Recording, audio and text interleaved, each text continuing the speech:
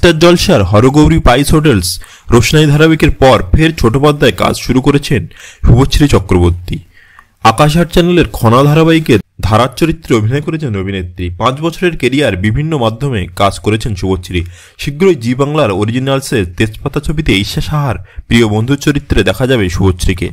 এরই সঙ্গে কয়েক মাসের বিরতির পর ধারাবাহিকে ফিরলেন তিনি। খনা ধারাবাহিকের বরাহ মিহিরের চরিত্রে ধারার চরিত্রে ধরা দেবেন শুভশ্রী। ইতিমধ্যেই শুরু হয়ে গেছে শুটিং। বরাহ মিহিরের চরিত্রে অভিনয় করছেন তীর্থ মল্লিক। শুভশ্রী জানিয়েছেন, এই মুহূর্তে ছোট পর্দায় ফেরার তেমন চিন্তাভাবনা ছিল না, তবে এই চরিত্রটার জন্যই কাজ করবো। এই ধরনের চরিত্র আমি অনেক আগে করিনি। লুকটা একদম আলাদা, মেকআপ প্রায়ই করতেই হচ্ছে না, চুলের জন্য যা সময় লাগছে। শুধু তাই নয়, এই চরিত্রের জন্য নিজের কথা বলা, চালচলন সবটাই বদলাতে হচ্ছে। বেশ চ্যালেঞ্জিং আমার জন্য। এমন চরিত্র নিজের মতো করেই ফুটিয়ে তোলার চেষ্টা করছি। দিদার কাছে প্রথমবার খনার গল্পটা শুনেছিলাম।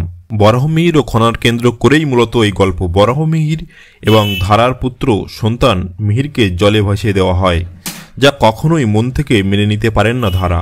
সন্তানের জন্যই বদলায় স্বামীর সঙ্গে সম্পর্কের সমীকরণ। এরপর ভবিষ্যৎবাণী নিয়ে খনার সঙ্গে বরাহ মিহিরের গল্প অনেকেরই জানেন। তবে এক্ষেত্রে গল্প কিভাবে এগোবে, কোন সময় অবধি খনাকে দেখা যাবে তা এখনো বলা যাচ্ছে না। আপাতত শুটিংয়ে ব্যস্ত শুভশ্রী। চলতি মাসের মাঝামাঝি সময় থেকেই টেলিভিশনের পর্দায় দর্শকরা দেখতে পাবেন এই ধারাবাহিক।